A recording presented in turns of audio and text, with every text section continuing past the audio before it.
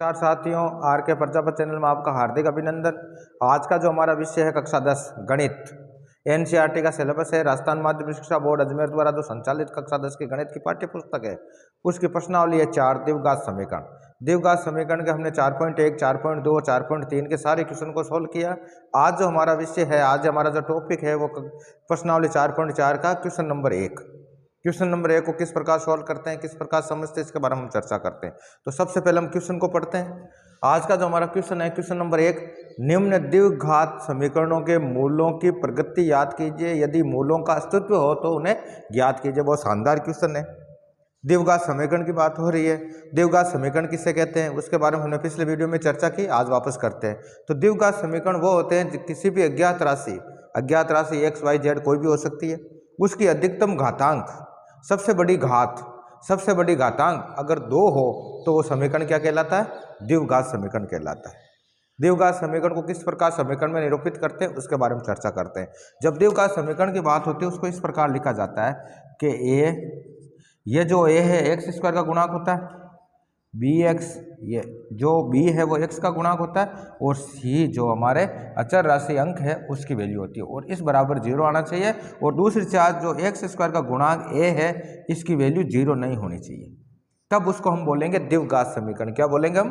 द्विघात समीकरण। आगे समझो आपके। तो द्विघात समीकरण किसे कहते हैं इसके बारे में हमने चर्चा पिछले वीडियो में की, इसमें भी हमने कर ली।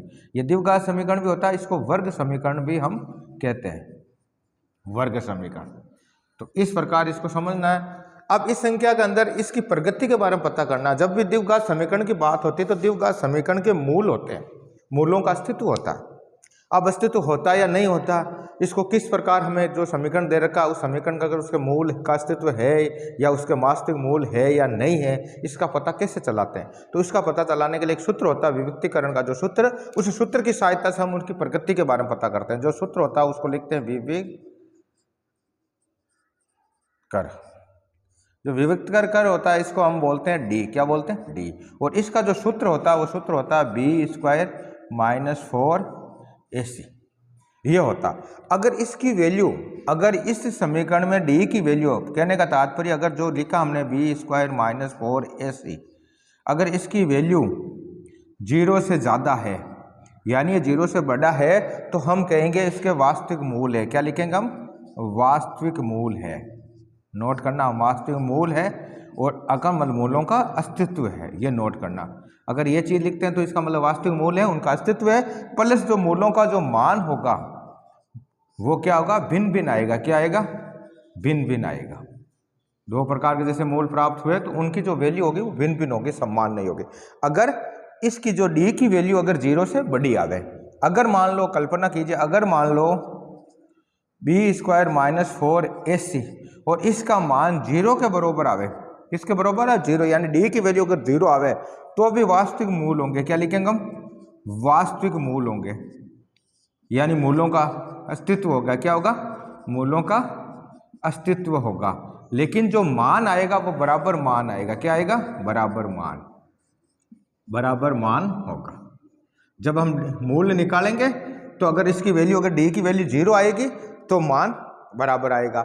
अगर मान लो, अगर ये जो हम डी की वैल्यू निकालते हैं बी स्क्वायर माइनस 4ac, और अगर यह चीज़ है ये 0 से भी छोटी है, यानी इससे अगर 0 से छोटा इसका अगर मान आता है तो मूलों का अस्तित्व नहीं होगा, उसके वास्तविक मूल नहीं होंगे। हम क्या लिखेंगे? वास्तविक मूल नहीं होंगे, नहीं होंगे, और उनका अस्तित्व नहीं होगा। हम क्या लिखेंगे? उनका अस्तित्व नहीं होगा, नहीं होगा। आगे समझो आपके। तो कहने का तात्पर्य यह है, इसके आधार पर डी की सहायता से हम मूल, पहली बात तो अगर डी लोग अस्तित्व की बात करते हैं, अगर डी की वैल्यू 0 से बड़ी आ रही है तो मतलब मूल होंगे, मान भिन्न भिन्न होगा। अगर मान लो इनकी डी की वैल्यू अगर 0 आए तो भी वास्तविक मूल होंगे और दोनों मूलों का मान बराबर आएगा, समान आएगा। तीसरी चीज, अगर इसकी डी की वैल्यू 0 से भी अगर कम आवे, माइनस में आवे, तो वास्तविक मूल्य नहीं होंगे, अस्तित्व नहीं होगा। अब मान लो ये तो हो गया डी निकालना। अब इस डी की सहायता से जो मूल्य निकाल दे उसका जो सूत्र होता है, तो मूल्य निकालने का जो सूत्र होगा वो होगा x बराबर, और बराबर में हम लिखेंगे minus B plus minus under root of D. Upon 2a। इसकी सहायता से भी हम मूल निकाल सकते हैं। आगे समझो आपके b क्या है, x का गुणांक होता है, d क्या है जो विविक्त कर होता है d, उसकी वैल्यू निकाल लेंगे, फिर ये 2a का उसमें भाग देंगे और जो वैल्यू आएगी वो उसके मूल आएंगे। तो कहने का तात्पर्य इस क्वेश्चन को सोल्व करने से पहले यह समझना है कि द्विघात समीकरण किसे कहते हैं। अज्ञात राशि की अधिकतम घात जो सबसे बड़ी घात 2 है, द्विघात समीकरण, और जिसमें जो एक्स स्क्वायर का गुणांक a है वो 0 नहीं होना चाहिए, तब वो द्विघात समीकरण है, उसको वर्ग समीकरण भी हम कहते हैं। अब मूलों के अस्तित्व की बात करेंगे तो हमें जो विविक्त कर निकालना है उसमें अगर इसकी वैल्यू पता करना है, ये निकाल लो आराम से। ये निकालने के बाद में अगर 0 से बड़ी आती है तो वास्तविक मूल होंगे, और जो मूल क्या होंगे इस सूत्र की सहायता से हम मूल प्राप्त कर सकते हैं। आगे समझिए। अब ये समझ में आने के बाद में हम इस क्वेश्चन को सोल्व करते हैं। आगे समझा। तो क्वेश्चन को सबसे पहले सोल्व करने के लिए हम क्या करेंगे कि क्वेश्चन नंबर 1 लेंगे। क्वेश्चन नंबर 1 क्या है कि 2x square minus 3x plus 5 बराबर 0 एक द्विघात समीकरण। अब इस द्विघात समीकरण का जो मूल की प्रगति है वो क्या है, वास्तविक मूल है या नहीं है। अगर वास्तविक उनका अस्तित्व है तो उनकी वैल्यू निकालनी। तो सबसे पहले इस समीकरण में ये डी निकालना पड़ता है। क्या निकालना पड़ता है, डी। अगर हम समीकरण 1 की बात करते हैं, यहाँ तक समझ आए, इसको नोट कर लेना आराम से, और इसी के आधार पर ये प्रश्नावली को सोल्व करना। बहुत शानदार प्रश्नावली है। अब मैं आपको ये सूत्र वगैरह सारा लिख, अब इस क्वेश्चन को सोल्व करते हैं। क्वेश्चन को सोल्व करने से पहले हमें जो क्वेश्चन है इसको मिटा देता हूँ और इस क्वेश्चन को लिख रहे हैं। चलो ये तो आपके समझ में आ गई। क्वेश्चन नंबर 1 शुरू करते हैं। ये तो समझाने की दृष्टि से मैंने इसको पहले एक्सप्लेन किया है। अब इस सूत्र की सहायता से इनकी प्रगति का पता लगाएंगे। तो प्रगति का पता लगाने के लिए सबसे पहले जो समीकरण 1 लेंगे, हमने लिया समीकरण 1, और समीकरण 1 को क्या लिखेंगे, 2x square minus 3x plus 5 बराबर 0। यहाँ तक समझ में आ गई। अब इसमें हमें a निकालना है। तो a क्या होता है भाई, एक्स स्क्वायर का गुणांक होता है। क्या एक्स स्क्वायर का गुणांक, 2 आ गया, ठीक है। b क्या होता है, b x का गुणांक होता है। तो b की वैल्यू कितनी है, -3 है, या -3 लिख दी हमने। और ये c क्या होता है, c जो हमारे अचर राशि जो अंक है वो कितने, 5 है, तो प्लस के 5 लिख दिया हमने। ये वैल्यू आ गई। ये वैल्यू आने के लिए हमें, ये आने के बाद में हम निकालेंगे इसकी प्रगति पता करने के लिए विभक्त कर निकालेंगे। ये हमने लिखा विक। अब इसकी वैल्यू को इसको डी द्वारा निरूपित करते हैं, और इसका सूत्र क्या होता है भाई, मैंने बताया बी स्क्वायर माइनस 4ac, ये सूत्र होता है। अब इसमें इसकी वैल्यू रखो, तो हम कैसे लिखेंगे भाई, डी की वैल्यू, जैसे डी बराबर क्या आएगा, तो डी बराबर बी का ब्रैकेट बना दिया हमने, ये माइनस लिख दो, 4 कर दिया, ये ब्रैकेट और ये ब्रैकेट, समझने के लिए आसान है। अब इस बी के अंदर वैल्यू कितनी, तो हमने लिख दिया -3। ए कितना है, ए हमारे 2 है। सी कितना है, सी 5 है। अब इसको सोल्व करो। अब इसको हम जब हम सोल्व करेंगे तो डी बराबर क्या आएगा कि -3 गुणा -3, आगे समझना आप, फिर लिखेंगे -4 गुणा 2 गुणा 5। यहाँ तक समझा। अब इसको इससे गुणा करना है, तो हम क्या लिखेंगे, डी बराबर आएगा, माइनस को माइनस से गुणा करते हैं तो प्लस आता है, सबको पता है, और 3 को 3 से गुणा करेंगे तो ये 9 आ गया, प्लस के 9 हो गए। अब देखो, अब रखेंगे माइनस, ये -4 को 2 से गुणा करेंगे तो 4 दूनी 8, माइनस के 8। अब माइनस के 8 को फिर 5 से गुणा करेंगे तो 8 पंजे 40, तो माइनस के 40। अब इसको आगे नोट करो, माइनस और प्लस माइनस होते हैं तो आपस में माइनस करो, कितने होते हैं, 40 में से 9 गए, कितने बच गए आपके, तो हम लिखेंगे डी बराबर -31। कितने आगे, और -31 जो आए ये 0 से बड़े कम है ज़्यादा, तो ये 0 से, जो 0 से ये कम है। तो कहने का तात्पर्य यह है कि इसमें जो वैल्यू आई है वो 0 से कम आई, और 0 से कम आएगी, इसका मतलब इन हमने वो सूत्र में क्या लिखा, अगर 0 से कम आते हैं तो हम क्या लिखते हैं कि उनका वास्तविक मूल्य नहीं है। वास्तविक क्या लिखेंगे हम, वास्तविक मूल नहीं होंगे।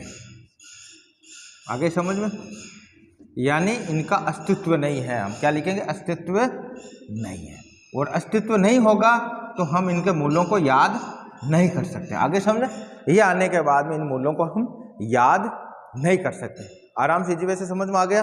तो ये कहने का तात्पर्य इस सूत्र की सहायता से पहला क्वेश्चन सोल्व हो गया। अब क्वेश्चन नंबर 2 लेते हैं हम। कौन सा लेते हैं, क्वेश्चन नंबर 2, बहुत शानदार क्वेश्चन। इस क्वेश्चन को समझो आप कि 3x square minus 4 √3x plus 4 बराबर 0। अब इसमें भी हमें डी निकालना है, तो डी निकालने से पहले हमें क्या लिखना पड़ा, ए लिखेंगे। ए क्या होता है भाई, एक्स स्क्वायर का गुणांक कितना, 3 है। बी लिखेंगे, बी कितना है कि एक्स का गुणांक, तो एक्स का गुणांक है -4 √3। आगे समझे। और सी निकालेंगे, सी जो हमारे अचर है, अंक है, वो कितने, 4, ये 4 आ गए। आगे वैल्यू। अब डी निकालना, इसका क्या निकालना है, डी निकालेंगे, और जब डी निकालेंगे डी के आधार पर तो हमें पता चलता है कि इनकी प्रकृति कैसी है, तो ये डी लिख दिया हमने। तो डी बराबर होता है, आपको पता है, बी स्क्वायर माइनस 4ac। अब इसमें इसकी वैल्यू रखो, तो डी बराबर क्या वैल्यू आएगी भाई, ब्रैकेट बना दो आप, ये हमने ब्रैकेट बना दिया, ये 4 कर दिया, ये ब्रैकेट और ये ब्रैकेट। अब इस बी की वैल्यू रखनी है, बी की वैल्यू कितनी है कि -4√3। आगे यहाँ तक समझ लो आपके। फिर आगे नोट करो आप, ए कितना कि ए है 3, सी कितना है 4। आगे यहाँ तक समझ। अब इस ब्रैकेट को सोल्व करो, आप आराम से कर सकते हैं। करो सोल्व, कैसे करेंगे, तो हम करेंगे -4√3 को गुणा करेंगे -4√3 से। आगे समझो आपके। फिर लिखेंगे -4 को गुणा करेंगे 3 से, फिर 4 से। ये वैल्यू आ गई। ये वैल्यू आने के बाद में हम इसको सोल्व करेंगे आगे। तो आगे सोल्व करो आप, तो डी बराबर क्या आएगा, देखो भाई 4 को 4 से गुणा, पहले देखो माइनस को माइनस से गुणा करेंगे तो प्लस आएगा, सबको पता है। 4 को 4 से गुणा कर दिया, तो 4 को 4 से गुणा किया तो 16 आ गया। फिर √3 को √3 से गुणा करेंगे तो 3 आएंगे, तो 16 × 3 कर दिया। आगे यहाँ तक समझ में आपके। फिर लिखो माइनस के 4 को 3 से गुणा करेंगे तो -12, और 12 को 4 से गुणा करेंगे तो 48 आ गए माइनस के। आगे समझो, आगे सोल्व करो इसको। आगे सोल्व करेंगे तो डी बराबर क्या है, 16 को 3 से गुणा करेंगे 48 -48, और 48 में से 48 गए तो कितने बच गए, डी 0। तो डी की जो वैल्यू आई है वो कितनी आई, 0 आई।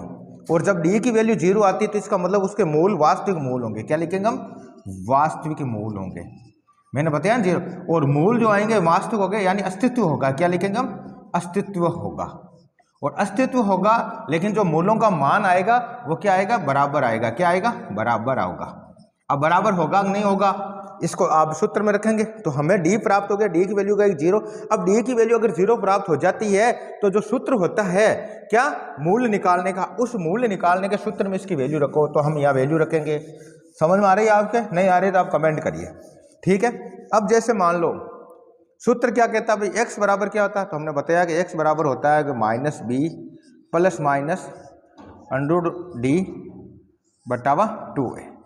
ये होता सूत्र। और इस सूत्र की सहायता में ये वैल्यू रखनी है, तो आराम से हम वैल्यू रख सकते हैं। किस प्रकार रखेंगे, देखो तो x बराबर क्या आएगा, जो है मैंने बताया इसको माइनस से ब्रैकेट बना दो, ये हमने ब्रैकेट बना दिया b का, प्लस माइनस कर दिया √d का ही हमें ब्रैकेट बना दिया, अपॉन में क्या है कि 2 है, इसका ब्रैकेट बना दिया। समझने की दृष्टि से, अब समझने की दृष्टि से हम इसको समझेंगे ना, तो आराम से नोट करो आप, b की वैल्यू कितनी आई, b की वैल्यू है ये रही -4√3। तो हम क्या लिखेंगे, -4√3, ये b लिख दिया। अब देखो इसमें d कितना आ रहा है, d 0 आ रहा, तो हमने 0 लिख दिया। a कितना आ रहा है कि a की वैल्यू 3 है, तो हमने 3 लिख दिया। आगे यहाँ तक समझ। अब इसको आगे सोल्व करो, तो आगे सोल्व करेंगे तो x बराबर क्या आएगा, अब देखो इस माइनस को इस माइनस से गुणा करेंगे तो प्लस के हो जाएंगे, और प्लस हो गए तो 1 से करेंगे तो ये सेम वैल्यू आ जाएगी 4√3। आगे समझे, प्लस माइनस करेंगे। अब एक चीज़ नोट करना, आप 0 का वर्गमूल निकालते हैं तो 0 ही आता है। कितना आता है, ये 0 आता है, 0 लिख दिया हमने। अपॉन में क्या है इसके, वो अपॉन में लिखना कि 2 को 3 से गुणा किया तो 6 हो गया। ये वैल्यू आ गई। ये वैल्यू आने के बाद में इस समीकरण में x के जो मूल निकालेंगे तो एक बार में प्लस के लिखेंगे और एक बार इसमें माइनस के लिखेंगे। किस प्रकार लिखेंगे, देखो आप मूल निकालने के लिए तो x बराबर हम लिखेंगे, x बराबर क्या आएगा, +4√3, इसमें एक बार 0 जोड़ेंगे, अपॉन 6 कर दिया। दूसरी साइड में हम क्या करेंगे कि x बराबर क्या होगा, +4√3 में से 0 घटाएंगे, अपॉन 6 कर दी। आगे यहाँ तक समझ में। अब इस समीकरण को समझो, अगर 0 जोड़ेंगे तो संख्या वही रहनी है, तो हम लिखेंगे 4√3, प्लस लिखने की जरूरत पड़ती नहीं, बटा 6 कर दिया हमने। अब देखो 6 से इसको काटो, 2 के पावड़े से 3 बार कट गए, ये 2 बार कट गए। आगे समझो। अब इसको इस प्रकार भी लिख सकते हैं हम कि 2 गुणा √3, और जो √3 है इसको तोड़ेंगे तो √3 गुणा √3 लिख सकते हैं समझने की दृष्टि से। अब देखो √3 से √3 कट गया, तो जो वैल्यू आई x की वो क्या आई, 2/√3 आ गई। अब इसको सोल्व करते हैं, इसको सोल्व करो आप। इसको सोल्व करेंगे, देखेंगे 0 घटाना है तो घटाएंगे तो संख्या होगी वही रहनी, कितनी रहेगी, 4√3/6। अब इसको सोल्व करेंगे समझने की दृष्टि से हम क्या लिखेंगे, 4, अब 4 है तो इसको काट देते हैं आराम से। पहले तो 3, 2 के पावड़े से ये 2 बार और ये 3 बार, तो वैल्यू क्या आ गई कि 2 गुणा √3, पीछे बचे √3 तो √3 गुणा √3 लिख सकते हैं। तो देखो 3 अंडर रूट से 3 कट गए, तो वैल्यू आ गई 2/√3। अब देखो वास्तविक मूल हुए, मूलों का मान हमें प्राप्त हुआ, लेकिन दोनों की वैल्यू बराबर है, यानी अगर डी की वैल्यू 0 आती है तो मूलों का मान बराबर आएगा। इसको समझ में आ गया आपको? ये हमने क्वेश्चन नंबर 2 सोल्व कर लिया। अब हम क्वेश्चन नंबर 3 को सोल्व करते हैं। तो क्वेश्चन नंबर 3 को सोल्व करने से पहले क्वेश्चन लिखते हैं। समझ में आ रही है? बहुत अच्छा क्वेश्चन है, एग्जाम में इस प्रकार के क्वेश्चन हर बार पूछे जाते हैं, इसलिए अच्छे से तैयार करना है। मैंने समझाने का अच्छा प्रयास किया आपको। फिर भी अगर कोई चीज़ डाउटफुल हो, कोई भी गणित का क्वेश्चन है 10वीं क्लास का आपके समझ में नहीं आ रहा, तो वो कमेंट बॉक्स में क्वेश्चन को लिखिए, हम इस क्वेश्चन को सोल्व करेंगे। किसी भी प्रश्नावली का हो सकता है और कैसा भी क्वेश्चन हो सकता है। चलो अब क्वेश्चन नंबर 3 सोल्व करते हैं। यह x² - 6x + 3 = 0। अब इसको शुरू करने से वही तरीका है, पहले इसका a लिखेंगे। a कितना होता है? x² का गुणांक 2 लिख दिया। b क्या होता है? x का गुणांक -6 लिख दिया। और c क्या होता है? जो अंक है वो कितने? 3 लिख दिया। आगे यहाँ तक समझ में। अब d निकालना है, इसका क्या निकालना हमने? d निकालना है। और d निकालने का जो सूत्र होता है वो आपको मैंने बताया है, क्या होता है भाई? d बराबर b² - 4ac। आगे अब देखो d बराबर क्या आएगा? तो d में b की वैल्यू, b का जो हम लगा देंगे ब्रैकेट, ये हो गया हमारे ब्रैकेट लिखने के बाद हम करेंगे 4, ये ब्रैकेट और ये ब्रैकेट। अब इसमें इसकी वैल्यू रखो, आराम से इसमें वैल्यू रखो। b की वैल्यू कितनी है? -6, तो हमने लिख दिया -6। ठीक है, -6 के बाद में इसकी वैल्यू आगे और रख सकते हैं हम। a की वैल्यू कितनी है? 2, तो a की वैल्यू हमने लिख दी 2। ठीक है, अच्छा c की वैल्यू कितनी है? 3, ये 3 रख दी। आगे समझो आपके। अब देखो इसका d निकालेंगे। d कैसे निकालेंगे? ये हो गया d बराबर क्या लिखेंगे? -6 गुणा -6। आगे समझो, फिर लिखेंगे -4 गुणा 2 गुणा 3। अब इसको सोल्व करो भाई आगे। तो आगे सोल्व करेंगे तो कैसे करेंगे? ये लिखा हमने d, तो माइनस को माइनस से गुणा करेंगे तो प्लस, 6 को 6 से किया तो 36। आगे यहाँ तक 36। अब लिखेंगे माइनस को 2 से गुणा किया 4 को तो -8, और -8 को 3 से किया तो -24। ये आ गया। अब इसको आगे सोल्व करेंगे तो कैसे करेंगे कि d बराबर क्या है? प्लस माइनस करो, 36 में 24 के पीछे कितने रह गए? 12। तो d की जो वैल्यू आई वो 12 आई। और 12 क्या है भाई? मैंने आपको बताया कि 12 जो है, हमने लिखा d बराबर 12, और 12 क्या? 0 से बड़ा है। और जब 0 से बड़ा होगा तो इसके वास्तविक मूल होंगे। हम क्या लिखेंगे? वास्तविक मूल होंगे, यानी अस्तित्व होगा मूलों का। क्या लिखेंगे? मूलों का अस्तित्व होगा। आगे समझ में आता? और अस्तित्व होगा यानी मूल जो निकलेंगे वो भिन्न भिन्न मान होंगे। उनका मान क्या होगा? भिन्न भिन्न होगा। डी को देखकर हमें पता चल जाना चाहिए। अब मान निकालना है तो सूत्र हमें यह काम लेना। कौन सा सूत्र काम लेना? ये सूत्र काम लेना। तो इस सूत्र को काम लेते हैं। इसको मैं मिटा देता हूं। अगला लिख लिया ना आपने? अगला देखते हैं हम। अब इसके अंदर डी की वैल्यू आ गई। अब इसकी वैल्यू निकालते हैं। मूल निकालने का सूत्र लिखते हैं, लिखते हुए। तो उसमें जो डी का जो सूत्र होगा वो क्या होगा? मैंने बताया आपको, डी एक्स आ गया। एक्स बराबर क्या लिखेंगे? -b प्लस माइनस √d/2 है। यही होता है सूत्र। अब सूत्र में वैल्यू रखो इसकी। तो हम वैल्यू कैसे लिखेंगे कि x बराबर क्या होगा? ब्रैकेट बना दो, -b का ब्रैकेट बना दिया, प्लस माइनस कर दिया, और d का भी हमने ब्रैकेट बना दिया, और अपॉन में 2 करके और ये ब्रैकेट बना दिया एक। अब देखो b की वैल्यू कितनी है कि b की वैल्यू है -6, तो हमने -6 लिख दिया। आगे समझ। d की वैल्यू कितनी है कि 12, हमने 12 लिख दिया। आगे समझ। अब a की वैल्यू कितनी है कि a की वैल्यू है 2, ये हमने 2 लिख दिया। अब इसको सोल्व करते हैं। कैसे सोल्व करेंगे कि x बराबर माइनस को माइनस से गुणा करेंगे तो प्लस कैसे हो गए? ठीक है, अब ये प्लस माइनस लिख दिया। और 12 है, अंडर में कितने? 12। अब 12 का कितना वर्गमूल होता है, किस प्रकार लिखते हैं, इसके बारे में हम चर्चा करते हैं। तो 2 को 2 से गुणा किया तो कितना हो गए भाई? 2 को 2 से गुणा किया तो 4 हो गए। अब इस क्वेश्चन को सोल्व कैसे करना, इसको समझना कैसे? तो 12 का वर्गमूल निकालना। 12 का वर्गमूल कैसे निकालते हैं उसके बारे में चर्चा करते हैं। हमने अभाज्य गुणनखंड पढ़ा होगा, अभाज्य गुणनखंड की हम बात करते हैं। ये लिखा हमने 12, 2 का भाग दिया 6 बार गया, 2 का भाग दिया 3 बार गया, 3 का भाग दिया 1 बार गया। तो इसको लिखेंगे 2 गुणा 2 गुणा 3 बराबर 12 होता है ना। 2 4 4 3 12। अब जब भी वर्गमूल देते हैं इनके जोड़े बना लो। ये 2 के जोड़े बना लिए, और जिनके इसका जोड़ा नहीं बनता बनो, और जो जोड़ा बनता है तो वर्गमूल से बाहर आ जाता है, जिनका जोड़ा नहीं बनता वो ये अंडर रूट में लिखा जाता है। तो इसको इस प्रकार लिख सकते हैं। आपने 8वीं क्लास में पढ़ा होगा, फिर भी मैंने समझाने का प्रयास किया। तो इसकी जगह यह वैल्यू रख दो, आप आराम से रखो आप। तो x बराबर क्या होगा? प्लस के 6 प्लस माइनस 2 √3/4। आगे समझ। अब इस क्वेश्चन को आगे सोल्व करना है, उसको आगे सोल्व कैसे करते हैं उसके बारे में हम चर्चा करते हैं, ठीक है। देखो इस प्रयास करता हूँ, अच्छा क्वेश्चन है, इस प्रकार के क्वेश्चन बोर्ड एग्जाम में पूछे जाते हैं, इसलिए अच्छे से तैयार करना आपको। इसको मिटा रहा हूँ मैं समझाने की दृष्टि से। अब जो वैल्यू हमारी आई, क्या वैल्यू आई देखो आप, हमने क्या लिखा कि x बराबर आया हमारे +6 ±2 और बटावा 4, यह संख्या हमें प्राप्त हो गई। अब इस संख्या को प्राप्त करने के लिए हमें क्या पड़ता, इस संख्या में एक बार हमें प्लस के लेना है और एक बार हमें माइनस के लेना। जो वैल्यू आई इसको एक बार हमें प्लस का लेना और एक बार हमें माइनस का लेना। तो प्लस माइनस का किस प्रकार लेते हैं उसके बारे में चर्चा करते हैं। देखो आप, तो x बराबर हम क्या लिखेंगे कि प्लस के 6 ही है, +2 ये लिख दिया हमने, अपॉन में 4 आ गया। फर्स्ट पोजीशन में ये लिख देंगे।